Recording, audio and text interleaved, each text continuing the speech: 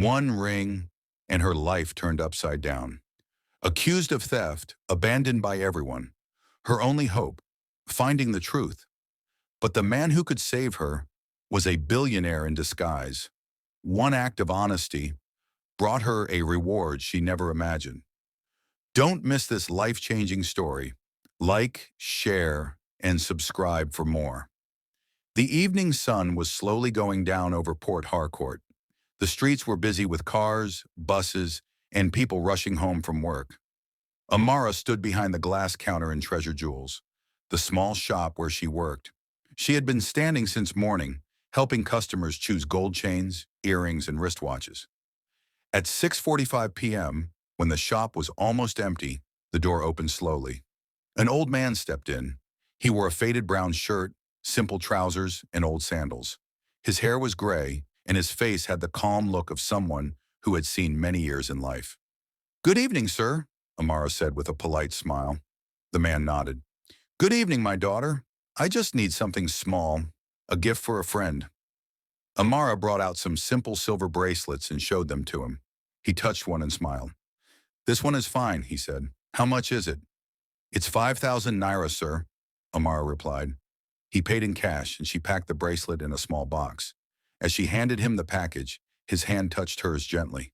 His eyes looked at her for a moment, deep and thoughtful, as if he wanted to say something but changed his mind. "Thank you, my daughter. God bless you," he said before walking out. Amara watched him go, feeling a little curious about him. She had never seen him before. By 7:30 p.m., she closed the shop, locked the doors, and took her bag. The streets were darker now, and the sound of music from roadside shops filled the air. She walked quickly to the bus stop, holding her bag close. When she got home, her widowed mother, Mama Ifeoma, was cooking rice in their small kitchen. The smell made Amara's stomach growl. She dropped her bag on the bed they shared and went to wash her hands. While looking for her phone inside the bag, her fingers touched something hard and cold. She pulled it out and froze. It was a beautiful diamond ring. The silver shone brightly, and in the middle was a sparkling stone that reflected the light like a tiny rainbow. Amara's mouth opened in shock.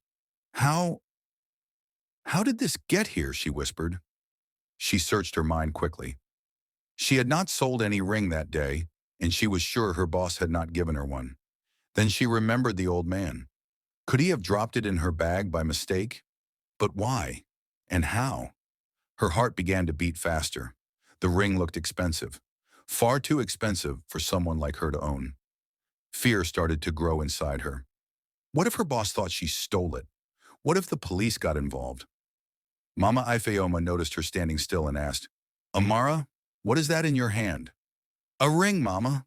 I don't know how it got into my bag." Her mother looked worried. "Be careful, my daughter. Something that shines too much can also bring trouble." Amara nodded slowly, holding the ring tightly. She didn't know it yet, but this small piece of jewelry was about to change her life forever. The next morning, the sky was gray with clouds, and a light drizzle fell over Port Harcourt. Amara dressed quickly for work, wearing her simple blue blouse and black skirt. She wrapped the diamond ring in a piece of cloth and placed it carefully in her bag. Her plan was clear: return it to the shop and explain what happened. When she arrived, her boss, Mrs. Chica, was already behind the counter, checking the sales book. She was a strict woman in her 40s, always neatly dressed, and never smiled unless it was for a rich customer. "Good morning, Ma," Amara greeted politely. Mrs. Chica didn't look up. "Amara, we need to talk. Come to my office now." Amara's stomach tightened. She followed her boss into the small office at the back of the shop. On the desk was an open jewelry box, empty, with a price tag inside. The numbers on the tag made Amara's eyes widen. 2,800,000 naira. "Do you know what this is?" Mrs. Chica asked coldly. Amara swallowed. "Yes, Ma. I think it's the box for the diamond ring I found in my bag yesterday." Mrs. Chica's eyes narrowed. "Found? So you're admitting you have it?" "Yes, Ma. I was going to return it today. An old man—" Her boss slammed her palm on the table. "Don't lie to me, Amara. That ring went missing yesterday evening. You were the one who closed the shop. The CCTV's not working, so the only explanation is that you took it." Amara's hands shook. I swear, Ma, I didn't steal it. An old man came to buy a bracelet. I think he must have. Enough, Mrs. Chica snapped. You are fired, and if I don't get that ring back today, I'll call the police. Tears burned Amara's eyes. She quickly opened her bag and brought out the wrapped ring. Here, Mom. I never wanted to keep it. I just wanted to find the man who gave it to me by mistake. Mrs. Chica snatched the ring and examined it, then locked it in a drawer. Get out of my shop, she said coldly. Amara left, feeling like the ground beneath her feet had disappeared. She had lost her job, the only source of income she had to help her mother. When she got home, Mama Ifeoma was mending a torn blouse with a needle and thread. She looked up and saw Amara's red eyes. What happened? I lost my job, Amara said, her voice breaking. Mrs. Chica said I stole the ring. I gave it back, but she didn't believe me. Her mother's face tightened with worry. Oh, my daughter, how will we pay rent now? We barely have money for food. Amara wiped her tears and sat on the bed. Mama, I can't let it end like this. I need to find that old man. He's the only one who can clear my name.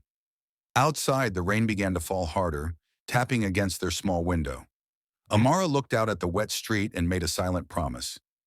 She would find the truth, no matter how far she had to go. The rain had stopped by morning, but the streets of Port Harcourt were still wet, with puddles reflecting the cloudy sky. Amara woke up early, her mind set on one thing: finding the old man who had put the diamond ring in her bag. She wore her simplest dress and packed a small bag with a bottle of water, a notepad, and her last 4,000 naira. Before leaving, Mama Ifeoma held her hand tightly. My daughter, are you sure about this? She asked. Yes, Mama.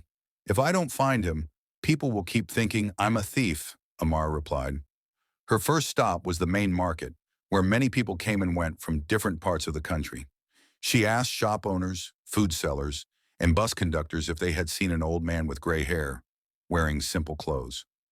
Most shook their heads, but one bus conductor scratched his chin. I think I know who you're talking about, he said. I saw a man like that at the motor park 2 days ago. He was going to Enugu. Enugu, Amara repeated. That was over 200 kilometers away. Yes, the conductor confirmed. He took the morning bus, sat quietly the whole time, holding a small black bag. Amara thanked him and walked away, her heart beating faster. She had never been to Enugu before, but if that was where the old man went, she would follow. At the motor park, the ticket officer told her the next bus to Enugu was leaving at noon. She bought a seat with most of her remaining money and sat under a shade waiting. By the time the bus left, the sun was high and the road was busy. Amara sat by the window, watching the changing scenery, from crowded streets to green fields and distant hills. She kept thinking about the old man. Who was he? Why would a stranger give her such a valuable ring? It was evening when the bus finally entered Enugu City. The air felt cooler, and the streets were calmer than Port Harcourt's noisy roads. Amara got down and looked around, feeling a little lost. Are you waiting for someone? A voice asked behind her. She turned to see a taxi driver with kind eyes. No, I'm looking for someone, she said. An old man with gray hair, simple clothes. I think he lives here. The driver smiled faintly. That's not much to go on, but I can help you look. My name is Chiki. Amara hesitated, then nodded. Thank you. My name is Amara. For the next 2 days, they drove around different parts of the city. They stopped at food stalls, churches, and small shops, asking questions. Most people hadn't seen him. Amara began to lose hope. On the third afternoon, while passing a roadside food stall in a quiet part of town, Amara's eyes widened. There he was, the old man sitting on a wooden bench, sipping tea. Her heart raced as she stepped out of the taxi. This was her chance to find the truth, or to face another disappointment. Amara's feet felt heavy as she walked toward the food stall. The old man looked exactly the same. Gray hair, calm face, faded brown shirt. He didn't notice her until she was standing right in front of him. Good afternoon, sir, she said, her voice shaking slightly. He looked up, eyes scanning her face. Good afternoon, my daughter. Do I know you? Yes, sir. You came to Treasure Jewels in Port Harcourt 3 days ago. You bought a bracelet from me, Amara explained. I believe you accidentally left something in my bag. A diamond ring. The old man's expression didn't change. He shook his head slowly. I'm sorry, but I have never been to Port Harcourt in my life, and I certainly don't own any diamond ring. Amara blinked in confusion.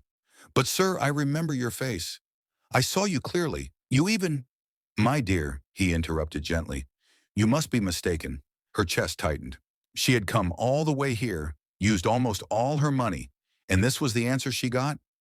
She tried one last time. Sir, please. That ring caused me to lose my job. My boss accused me of stealing it. You are the only person who can prove my innocence. The old man sighed, looking almost sad. I'm sorry for your trouble, but I truly don't know what you're talking about. He stood, picked up a small black bag, and walked away slowly. Amara stood frozen, watching him disappear into the street crowd. A cold wave of disappointment washed over her. She returned to the taxi where Cheeky was leaning on the car. So? Did he admit it? Cheek asked. She shook her head. He said he's never been to Port Harcourt. I don't understand. I know it's him. Cheek's brow furrowed. Sometimes people hide the truth. Something about him doesn't feel ordinary. They drove back to the small guest house where Amara was staying. That night, she lay awake on the thin mattress, replaying the conversation in her mind. The way he avoided her eyes, the way he quickly walked away. Something didn't add up. The next morning, while Amara was having a simple breakfast of bread and tea, Cheeky entered the dining area with a serious look. I saw that old man again, he said. He was getting into a fancy car, not the kind you expect a poor man to have. Amara sat up straight. Are you sure? Yes, I think he's hiding something. If you want, I can follow him and see where he lives. Amara nodded quickly. Please, I need to know. Later that day, Cheek parked his taxi a short distance from the food stall. The old man appeared again, carrying groceries. When a black SUV stopped for him, Cheek's eyes widened. The driver opened the door respectfully, and the old man stepped inside. Cheek started the engine quietly and followed at a safe distance. An hour later, they reached a large gated mansion on the outskirts of the city. Guards opened the gate without question, and the SUV drove in. Cheek's suspicions were confirmed. This was no ordinary old man. Cheek's hands tightened on the steering wheel as he parked the taxi across the street from the massive gates. The high walls were painted cream, with barbed wire running along the top. Through the half-open gate, Amara caught a glimpse of flower gardens, a fountain, and a wide driveway. This is where he lives, Amara whispered, still trying to process what she was seeing. Yes, Cheek said. People don't live here unless they have serious money. A few minutes later, the black SUV reappeared inside the compound and stopped in front of the grand entrance. The old man stepped out, but this time he didn't look like a poor stranger. His brown shirt was gone. He was now wearing a neatly pressed white caftan with golden embroidery. The driver carried his groceries inside while two uniformed guards stood at attention. Amara's mouth fell open. So he is rich. Why would he pretend to be poor? Cheek shook his head. Some wealthy people do that to move around freely. But there's more.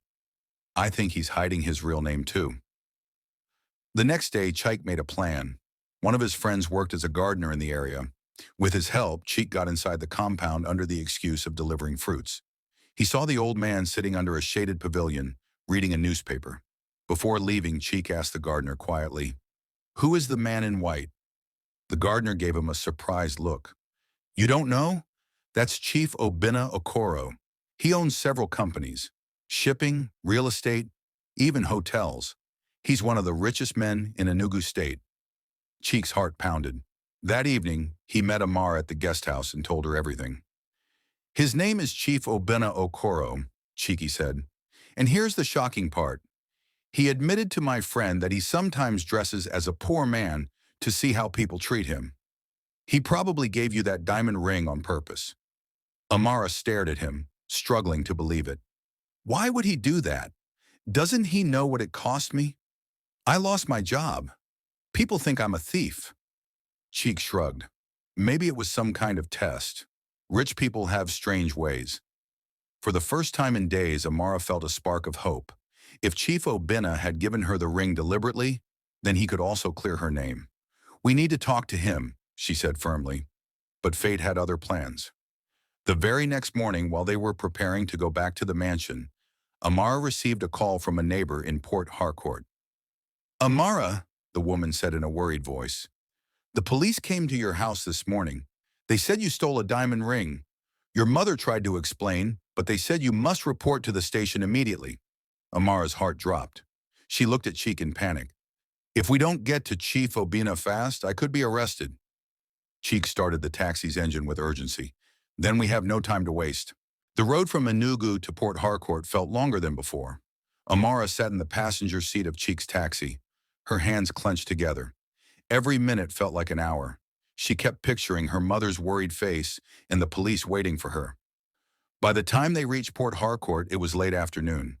The neighborhood children were playing on the street, but they stopped and stared when they saw a police van parked in front of Mama Ifeoma's house. Two officers stood outside. As soon as Amara stepped out of the taxi, one of them walked forward. Are you Amara Ifeoma? He asked. Yes, officer, she replied quietly. You are under arrest for the theft of a diamond ring belonging to Treasure Jewels, the officer said, pulling out a pair of handcuffs. Amara gasped. Please, I didn't steal it. I can explain. You can explain at the station, the other officer interrupted. Her mother rushed out, her wrapper tied loosely around her waist. Please, my daughter is innocent, she begged. She was going to prove it. But the officers ignored her. They led Amara to the van as the neighbors whispered among themselves. Cheek followed behind in his taxi, refusing to leave her. At the station, Amara was made to sit on a wooden bench in front of the duty officer. Mrs. Chica, her former boss, was already there, her arms folded and her face set in a look of satisfaction. I told you she was a thief, Mrs. Chica said to the police. I want her prosecuted. Amara's voice shook. Ma, you have it wrong. The man who gave me the ring. There is no man, Mrs. Chica snapped. You are lying to save yourself. The officer on duty sighed. Miss Amara, unless you can bring this man here to confirm your story, we have enough evidence to take you to court. Chike stepped forward. Officer, I know the man. His name is Chief Obina Okoro. He lives in Enugu. We can get him to confirm. Mrs. Chica laughed bitterly. Do you hear that? A billionaire giving her a diamond ring? What kind of foolish story is that? The officer looked doubtful, but finally said, You have until tomorrow morning to produce this Chief Obina. If you fail, we will charge her. Amara spent that night in a cold holding cell, her mind spinning. She kept thinking about the old man, Chief Obina. Why had he pretended not to know her? Why had he left her to suffer? The next morning, just as the police were preparing her file, a commotion broke out at the entrance. A black SUV pulled up, and out stepped Chief Obina himself, dressed in a fine white agbada. The officers straightened immediately, recognizing his status. He walked straight into the station. Where is the young woman you arrested? He asked firmly. Amara's heart leapt. Finally, the man who could tell the truth had come. The station fell silent as Chief Obina stood in front of the duty officer. His presence carried quiet authority. Even Mrs. Chica, who had been so confident a moment ago, shifted uncomfortably. I am here for Amara Ifeoma, Chief Obina said, his voice firm. She is not a thief. The diamond ring you are holding as evidence belongs to me, and I gave it to her. The duty officer blinked. Sir, you gave it to her? Yes, Chief Obina replied. 3 days ago, I visited her shop disguised as a poor man. I placed the ring in her bag to see what she would do. I wanted to test her honesty. Mrs. Chica's face turned pale. But why would you do that? Because, Chief Obina continued, people often treat the poor without respect. I wanted to see if kindness and honesty still exist. Amara could have sold that ring and disappeared, but instead, she brought it back to the shop to return it. Amara felt her throat tighten. Sir, but you denied knowing me in Enugu, she said quietly. Chief Obina's eyes softened. Yes, and I regret it deeply. I was not ready to reveal myself at that time, but when I heard you had been arrested, I knew I had to come forward. The officer on duty nodded slowly. In that case, there is no crime. We will release her immediately. The cell door was opened and Amara stepped out. Mama Ifeoma, who had been waiting outside, rushed in and hugged her tightly. Thank God, she whispered. Mrs. Chica cleared her throat, avoiding Amara's eyes. Amara, I may have been wrong about you. I am Sorry. Amara's lips trembled, but she simply said, Thank you, Ma. Chief Obina turned to her. Amara, I owe you more than an apology. I have seen your courage and determination. I want to offer you a position in my company. Okoro Group of Companies. You will work directly under my personal supervision. Amara's eyes widened. Sir, are you serious? Completely, he said with a smile. I believe in rewarding good character, and I want to make sure you never have to face this kind of hardship again. Even Mrs. Chica looked surprised. Chief, she's lucky to have met you. The paperwork for Amara's release was completed quickly. As she left the station, the weight on her shoulders felt lighter than it had in days. Cheek was waiting outside, leaning on his taxi. I told you we'd find the truth, he said with a grin. Amara smiled for the first time in a long while. Thank you, Cheek. I couldn't have done it without you. Chief Obina's driver opened the door of the SUV for Amara and her mother. As they drove toward the city, Amara looked out the window, her heart swelling with relief and gratitude. She didn't know exactly what the future would hold, but one thing was certain. Her life was about to change in ways she had never imagined. 2 weeks later, Amara stood in front of a tall glass building in the heart of Enugu. The sign above the entrance read Okoro Group of Companies in bold gold letters. The morning sun reflected off the windows, making the whole place look bright and full of promise. She took a deep breath and walked in. The reception area was cool and elegant, with fresh flowers on the counter and the soft hum of air conditioning. A young woman in a smart suit greeted her with a warm smile. You must be Miss Amara, she said. Chief Obina is expecting you. Please come this way. Amara followed her into a spacious office with wide windows overlooking the city. Chief Obina was seated behind a large wooden desk, dressed in his usual fine white agbada. He looked up and smiled. Welcome, my daughter, he said. I'm glad you came. Thank you, sir, Amara replied, her voice steady but full of emotion.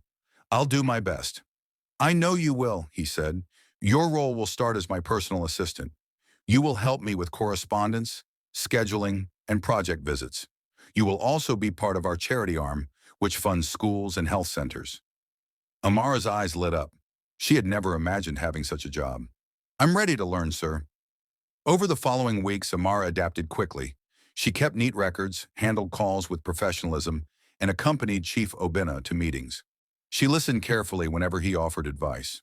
One Friday afternoon, they visited a small rural community where the company had built a borehole. As the pump began to run and clean water flowed, children laughed and mothers filled their buckets. Amara felt tears prick her eyes. She remembered her own struggles and realized how much difference kindness could make. Chief Obina noticed her expression. You see, Amara, he said softly, life is not just about what we keep for ourselves, but what we give. She nodded. Yes, sir, I understand. Back in Port Harcourt, Mama Ifeoma was happier than she had been in years. With Amara's new salary, they paid off the rent and bought new clothes. The small house felt warmer now, filled with laughter instead of worry.